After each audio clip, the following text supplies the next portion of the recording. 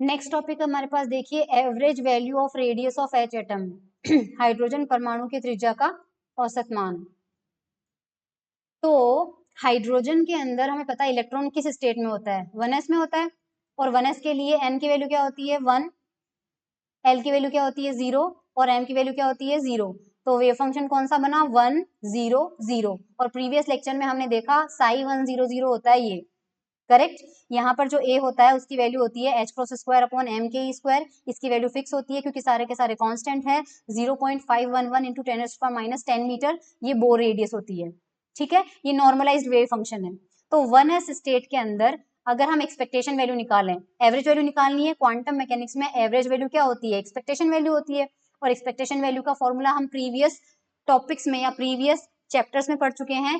जिस भी फंक्शन का या जिस भी ऑपरेटर की एक्सपेक्टेशन वैल्यू निकालनी होती है उसका फॉर्मूला होता है साई स्टार, वो ऑपरेटर साई और हमारे पास वॉल्यूम एलिमेंट या फिर जो डीटो आता है। तो साई स्टार 100, आर का ऑपरेटर आर ही होता है साई 100।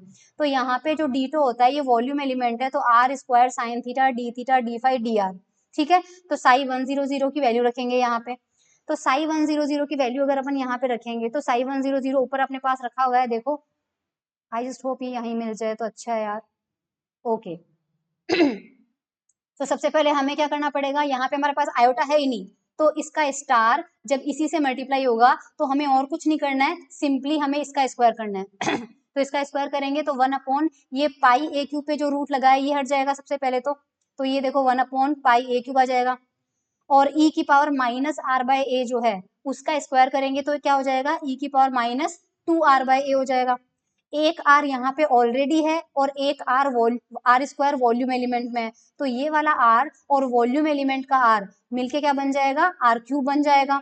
उसके अलावा dr है, डी फाई है, डी थीटा है, साथ में साइन थीटा भी है, और साथ में हमने आर के फंक्शंस को अलग कर लिया, थीटा के फंक्शन को अलग कर लिया, फाई के फंक्शन को अलग कर लिया। लिमिट आपको पता है आर की 0 से इन्फिनिटी जाती है, थीटा की 0 से पाई जाती है, और फाई की 0 से 2 पाई जाती है, करेक्ट।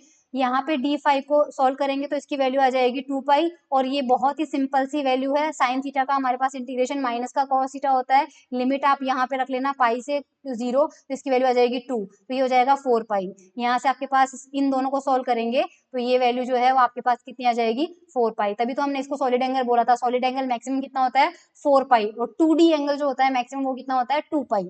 तो 4 पाई हमारे पास आ जाएगा, यहाँ पे क्या है पाई ए क्यूब, तो पाई से ये पाई कैंसिल आउट हो जाएगा, तो 4 ऊपर आ जाएगा और ए क्यूब नीचे, तो ये 4 अपॉन ए क्यूब आ जाएगा, और हमारे पास ये बच जाएगा यहाँ पे, इसको हमने एज इट इज रख लिया। अब स्टैंडर्ड इंटीग्रेशन का फॉर्मूला हम यूज करेंगे, x की पावर n और e की पावर माइनस बीटा x का फॉर्मूला ये होता है। ये वैल्यू अगर अपन लगाएंगे तो हमारे पास यहाँ पर r का क्यूब है, तो यानी कि n की वैल्यू हमारे पास कितनी है 3 है, करेक्ट, क्योंकि यहाँ पे n पावर में है यहाँ पावर में हो जाएगा, और हमारा वेरिएबल r है, यहाँ पर बीटा है, तो बीटा हमारे पास कितना हो जाएगा, बीटा हमारे पास है 2 बाय a उसका कोफिशिएंट।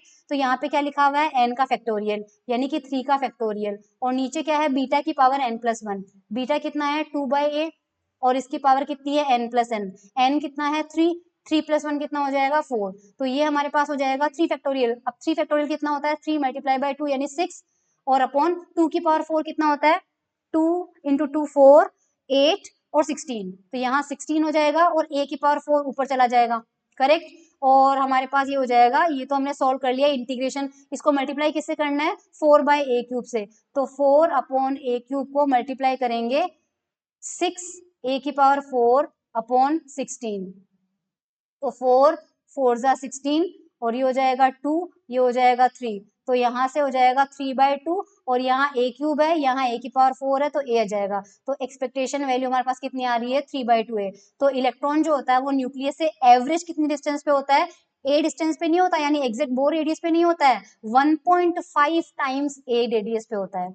इसके अलावा ये तो हो गया वहां पे, लेकिन न्यूक्लियस से इलेक्ट्रॉन के इलेक्ट्रॉन कहाँ पाया जाएगा मैक्सिमम, वो मैक्सिमम डिस्टेंस अपन निकालते हैं, है ना। इलेक्ट्रॉन के पाए जाने की मैक्सिमम प्रोबेबिलिटी कहाँ पे है, हमने जो भी निकाला है दैट इज एवरेज डिस्टेंस, पर उसके मैक्सिमम पाए जाने की प्रोबेबिलिटी कहाँ पे है वो अब हम निकालते हैं। तो सबसे पहले प्रोबेबिलिटी का फॉर्मूला हमें पता होना चाहिए साई स्टार साई और वॉल्यूम एलिमेंट, करेक्ट।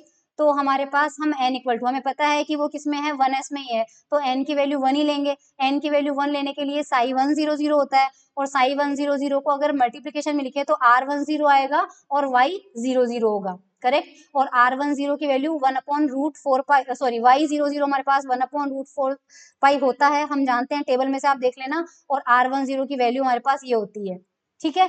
तो हम क्या करेंगे, यहाँ पर उसकी वैल्यू पुट करेंगे। तो सबसे पहले y 0 0 को सॉल्व करेंगे। y 0 0 को जब आप सॉल्व करेंगे तो आप देख लेना आपकी वैल्यू मिलेगी आपको 4 पाई, उसकी वैल्यू आपको मिलेगी 4 पाई। तो हमारे पास यहाँ पर इसकी वैल्यू जो है वो कितनी आएगी, देखो एक बार। हाँ, इसको 4 सॉल्व करोगे तो 4 पाई मिलेगा, और हमें इसका स्क्वायर करना है, साई का स्क्वायर करेंगे ना, तो बेसिकली r का भी स्क्वायर हो जाएगा और y का भी स्क्वायर हो जाएगा हमारे पास, है ना। और हमारे पास, हमें इसको सॉल्व करने से क्या मिलेगा बेसिकली, होल्ड ऑन,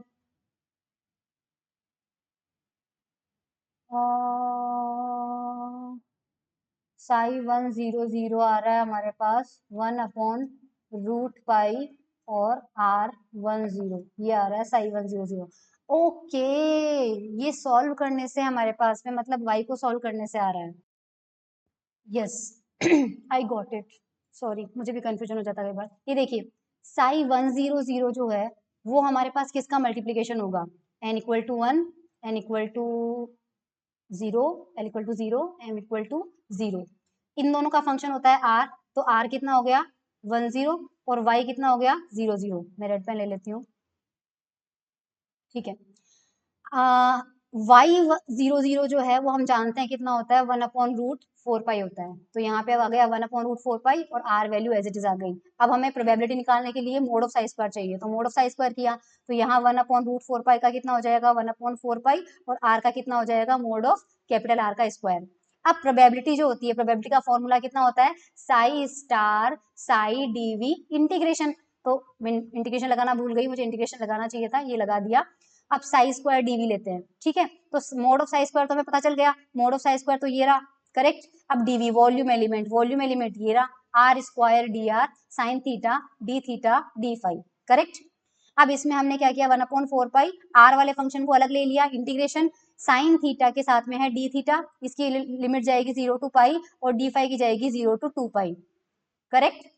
जब इन दोनों इंटीग्रेशन को सॉल्व करेंगे, इन दोनों को जब सॉल्व करते हैं तो कितना आंसर आता है, आप करके देख सकते हैं आराम से। इसका आंसर आएगा 4 पाई, क्योंकि डी फाइव का आएगा 2 पाई, इस इंटीग्रेशन का आएगा 2 पाई, और इस इंटीग्रेशन का आएगा 2, तो कितना हो जाएगा 4 पाई। तो यहाँ हमें मिल जाए 4 पाई, 4 पाई से 4 पाई कैंसिल आउट हो जाएगा, हमें मिलेगा आर स्क्वायर डी आर, और ये हमारे पास क्या है, प्रोबेबिलिटी है। और ये हमें क्या चाहिए, मैक्सिमम चाहिए। तो हमें वो डिस्टेंस निकालनी है जहां पर ये प्रोबेबिलिटी क्या हो, मैक्सिमम हो। आई होप आप समझ में आ गया होगा। तो यहाँ पे आप ये कंफ्यूज कर रहा था थोड़ा सा, हम डायरेक्टली यहाँ पर आ गए। देखो ये रहा, जस्ट अ मिनट, हम यहाँ पे आ गए, ये रहा पी आर डी आर, क्योंकि डी आर का ही रहा केवल, हमने बस इस इंटीग्रेशन को सॉल्व नहीं किया था, तो ये प्रोबेबिलिटी हो गई। अब यहाँ पर r10 की वैल्यू रखेंगे ऊपर टेबल से, तो आप वीडियो बैक करके टेबल देख लेना, टेबल से आप r10 की वैल्यू रखेंगे, इसका स्क्वायर करेंगे तो आपको ये मिल जाएगा, ठीक है। तो हमारे पास इधर है पी आर डी आर, तो दोनों साइड से अगर डी आर कैंसिल करते हैं तो प्रोबेबिलिटी जो है, सिर्फ प्रोबेबिलिटी डिस्ट्रीब्यूशन फंक्शन जो है वो कितना आता है, इतना आता है। अब ये मान हमें मैक्सिमम चाहिए। अब आपको पता है कोई भी फंक्शन मैक्सिमम या मिनिमम होता है तो उसका फर्स्ट डिफरेंशिएशन क्या होता है, 0 होता है। तो इसका मैक्सिमम वैल्यू उस r पे होगा जहां पर dp बाई डी आर क्या हो जाएगा, 0 हो जाएगा। तो इसका हमें क्या करना है, r के रेस्पेक्ट में डिफरेंशिएशन करना है, ठीक है। तो हम यहाँ पर इसका डिफरेंशिएशन करते हैं। अब यहाँ पर 4/a³ तो कांस्टेंट है, तो यहाँ पर दो फंक्शन है, आर स्क्वायर और e की पावर -2r/a। तो सबसे पहले आर स्क्वायर कर देते हैं, तो आर स्क्वायर कितना हो जाएगा 2r। उस टाइम पे एक्सपोनेंशियल वाले को कांस्टेंट रखेंगे, तो ये रख लिया कांस्टेंट, और उसके बाद आर स्क्वायर को कांस्टेंट रखेंगे, तो ये आर स्क्वायर कांस्टेंट हो गया, और e की पावर -2r/a का कर देंगे, तो एक्सपोनेंशियल -2r/a, और इसका डिफरेंशिएशन कांस्टेंट कितना है, -2/a, ठीक है, ये 0 हो जाएगा, ठीक है। तो अब 0 होने के बाद इस कांस्टेंट को हटा के उस राइट साइड में भेज के वो तो 0 हो जाएगा, एक्सपोनेंशियल से एक्सपोनेंशियल भी कैंसिल आउट हो जाएगा, क्योंकि कॉमन लेके राइट हैंड साइड में भेज दो। तो हमें इधर बचा, फर्स्ट फंक्शन से बचा 2r माइनस सेकेंड फंक्शन से बचा 2r² upon a, equal to 0, ये बचा तो 2 से 2 कैंसिल आउट हो जाएगा, तो r is equal to R square upon A, r से एक पावर कैंसिल हो जाएगी और r इक्वल टू क्या आ जाएगा a। तो ये वो डिस्टेंस होगी, यानी बोर रेडियस वो होगी जहां पर इलेक्ट्रॉन के पाए जाने की प्रोबेबिलिटी मैक्सिमम होगी, ठीक है। सो ये हमारे पास मैक्सिमम भी आ गया। So that's all.